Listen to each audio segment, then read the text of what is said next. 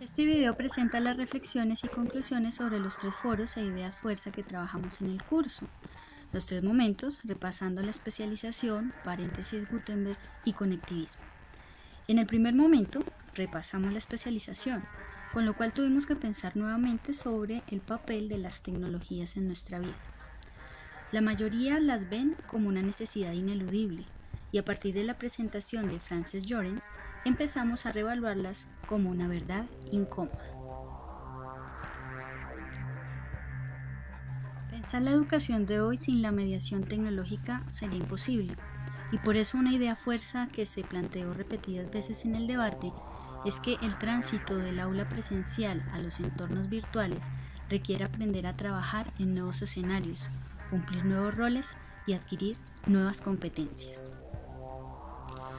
Con ayuda del filósofo Llorens, repensamos la necesidad tecnológica en términos de actitudes versus mecanismos. Es decir, pensar que el discurso tecnológico en manos de profesores y profesoras es una cuestión de actitudes y valores antes que de máquinas, según lo plantea el propio filósofo. Llorens retoma la idea de James Surowiecki sobre cómo el conocimiento generado por un grupo es mayor que el conocimiento generado por el miembro más inteligente del mismo. Con ello vamos a otro momento del debate, el cual implica promover el aprendizaje colectivo y abandonar el individualismo. Un segundo momento del curso fue un paréntesis para pensar.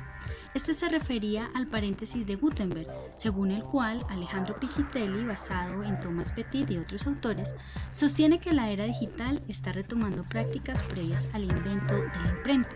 ¿Pero por qué Gutenberg? Hablando de Gutenberg del siglo XXI, porque Gutenberg hoy tenemos que releerlo como emprendedor, como persona innovadora, como persona que creó un nuevo mundo, que es el mundo del mundo sobre el papel, y en este momento estamos yendo a otro nuevo mundo, que es el mundo sobre la pantalla. Entonces Gutenberg tiene que inspirarnos en todo lo que tuvo de emprendedor, en todo lo que tuvo de dinámico, en todo lo que tuvo de innovador, porque Steve Jobs en realidad es una especie de neo-Gutenberg. Según los autores, Gutenberg es apenas entonces un paréntesis de 500 años, dentro de una historia que tiene al menos 100.000. Según este planteamiento, la textualidad rompe con la historia del aprendizaje de la humanidad, caracterizado por la oralidad colectiva y tradicional, de aprender compartiendo experiencias, asociando e interpretando la palabra, la imagen y el sonido. Gutenberg, reducido en simple paréntesis.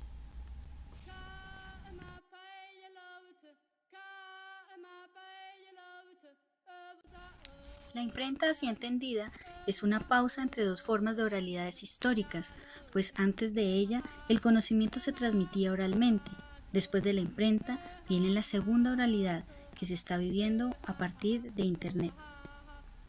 Valores como lo colectivo y lo tradicional cambiarán con la introducción de la imprenta por lo individual y la composición original.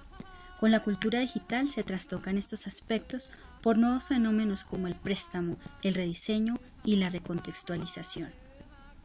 La web está viviendo una segunda oralidad que se centra en el conocimiento colectivo, colaborativo y virtual. La primera oralidad se centraba en el conocimiento colectivo tradicional.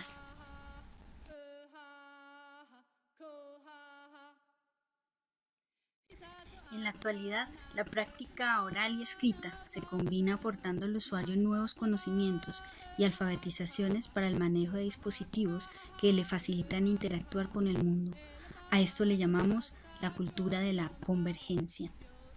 Las tecnologías digitales requieren multifacéticas habilidades para descifrar el símbolo a través de la práctica de lectura analítica, crítica y gráfica dentro de un nuevo contexto cultural y lingüístico. Surge una nueva semántica y una nueva sintaxis, con palabras que eliminan vocales, utilizan números y signos matemáticos, dando forma a un lenguaje pseudoicónico. En este punto se nos preguntó cómo hubiera sido la evolución de la oralidad de no haber existido el paréntesis de Gutenberg. Las respuestas fueron múltiples, pero en su gran mayoría plantean que la oralidad se desarrollaría de tal manera que habría una convergencia en donde lo escrito y lo oral no fuesen opuestos.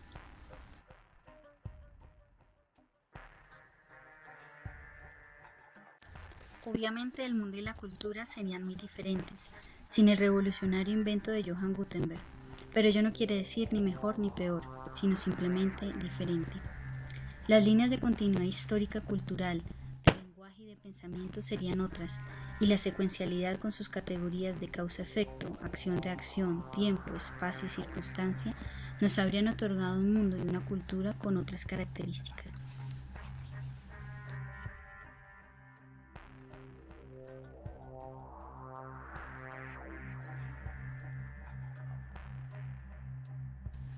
Otras respuestas más concienzudas resaltan el papel de la escritura.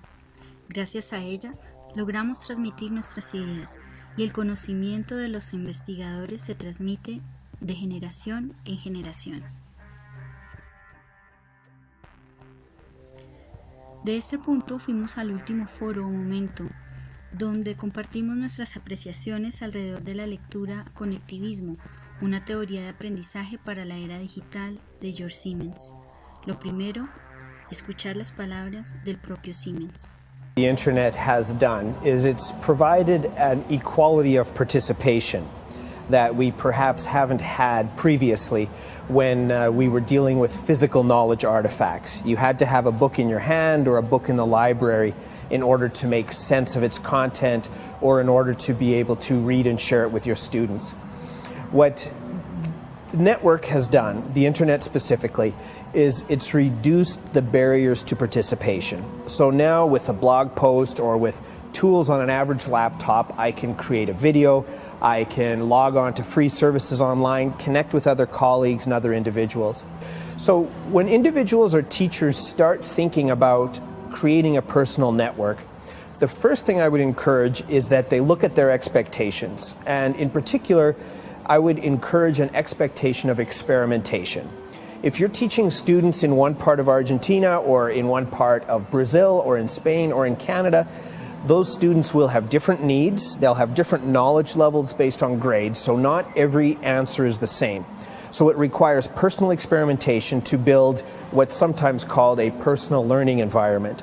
So it's this concept that instead of interacting with one another through a space that an institution owns, such as a classroom, or a space that, such as Moodle or a learning management system, what individuals do instead is they begin to connect different kinds of tools that the individual teacher, the individual student has control of. And by connecting these tools and using these tools for information and interaction, individuals form a personal learning environment.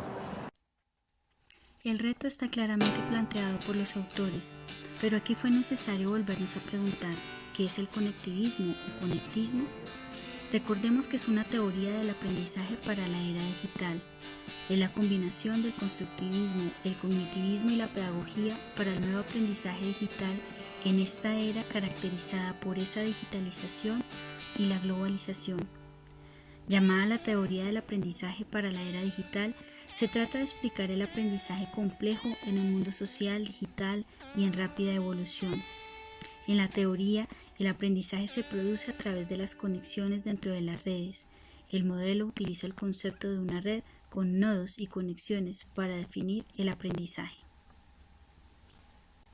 Considero que hasta aquí están claramente conectadas las ideas y fuerzas de estos tres interesantes temas. Para concluir, simplemente una recomendación para